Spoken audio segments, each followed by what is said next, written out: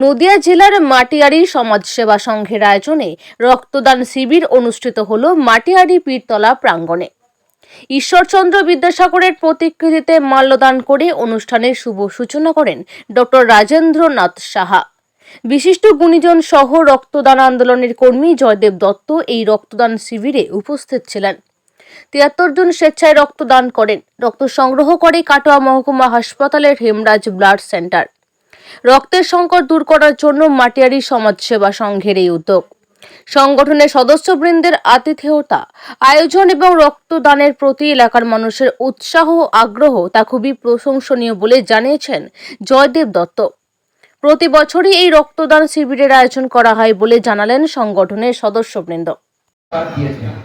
যদি দেখি তারা রেগুলার ওয়াইজ ব্লাড দিচ্ছে 12 বার, 15 বার, 20 বার, 50 বার, 75 বার, তো তাদেরকে আমি জিজ্ঞেস করি তারা কি কোনো রকম ওষুধ গ্রহণ করেন।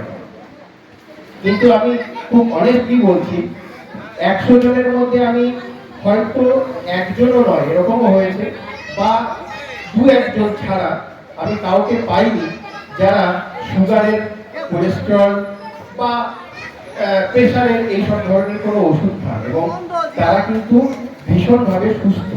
এবং আপনাদের এখানেও যারা এই রেগুলার বেসিসে রক্ত দিচ্ছেন তাদেরকে আপনারা জিজ্ঞেস করে দেখতে পারেন। আমি আশা করব তারা কেউ কিন্তু কোনো ওষুধ খায় না, তারা মানে সার্বিকভাবে সুস্থ। এই সুস্থতার জন্য আমরা কিন্তু এই বর্তমান যে লাইফস্টাইল, সেই লাইফস্টাইলে আমরা লড়াই করে চলছি। তাই রক্তদানটা হচ্ছে আমাদের সুস্থ থাকার একটা প্রক্রিয়া। নিজে সুস্থ থাকতো, আমি যে রক্ত দিচ্ছি যে ভয়, এই ভয়টা তখনই থাকে যখন সে প্রথমবার রক্ত দিচ্ছে। আমাদের সবাইকে বোঝাতে হবে যে রক্তটা যদি একবার কেউ দিয়ে দেয় তাহলে সেকেন্ড টাইম তাকে কিন্তু বোঝাতে হয়, সেকেন্ড টাইম তার ভয়টা কেটে যায়। তাহলে একটা মানুষ, আমি যদি রক্ত দিয়ে আমি কতদিন থেকে বেঁচে গেলাম, আমার লিপিডের কোনো প্রবলেম হবে না, মানে কোলেস্টেরল আফটার 40-তে যে সমস্যাগুলো হয় আর কি। হ্যাঁ, কোলেস্টেরলের একটা করে ওষুধ খেতে হয়, প্রেসারের ওষুধ খেতে হয়, তার মধ্যে ডায়াবেটিস আছে।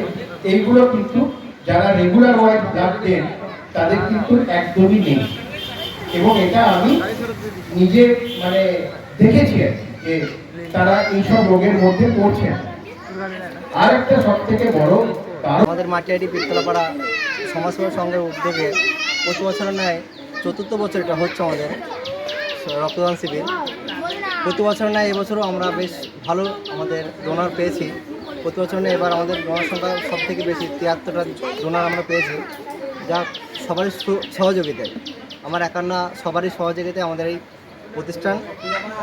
যদি পরবর্তীতেও আমরা চেষ্টা করবো আরও করার।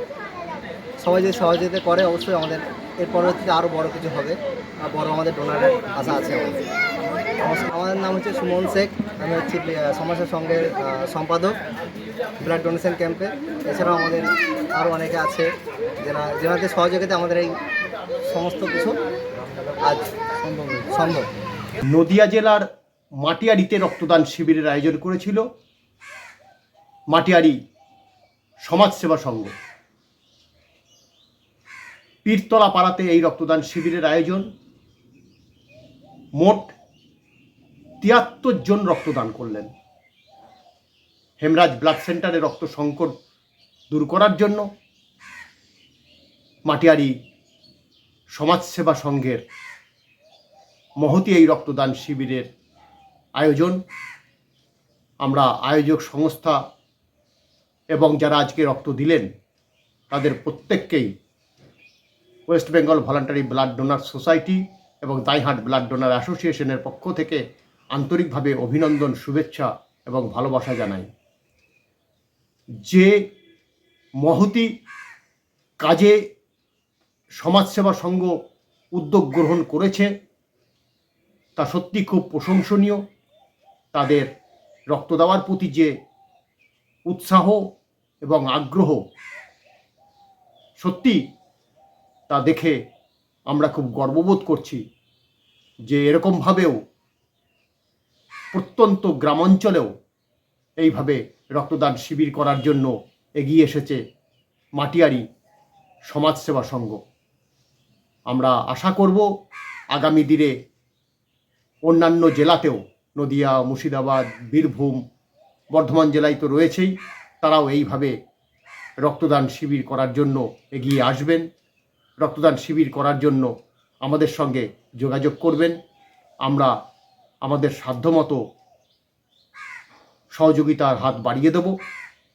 আমরা মাটিয়ারি সমাজসেবা সংঘের প্রতিটি সদস্যকে আন্তরিকভাবে অভিনন্দন জানাই এবং সবচেয়ে লক্ষ্য করার বিষয় ছিল বাড়ির মহিলাদেরও রক্তদানের প্রতি যে আগ্রহ এবং উৎসাহ এবং উদ্দীপনা ছিল তা দেখে আমরা মুগ্ধ। আমরা West Bengal voluntary blood donor society এবং দাইহাট ব্লাড ডোনার অ্যাসোসিয়েশনের পক্ষ থেকে সকলের প্রতি আন্তরিক বিনম্র শ্রদ্ধা জানাই। Joydev Dutta, West Bengal voluntary blood donor সোসাইটির রাজ্য কমিটির সদস্য এবং দাইহাট ব্লাড ডোনার অ্যাসোসিয়েশনের সভাপতি।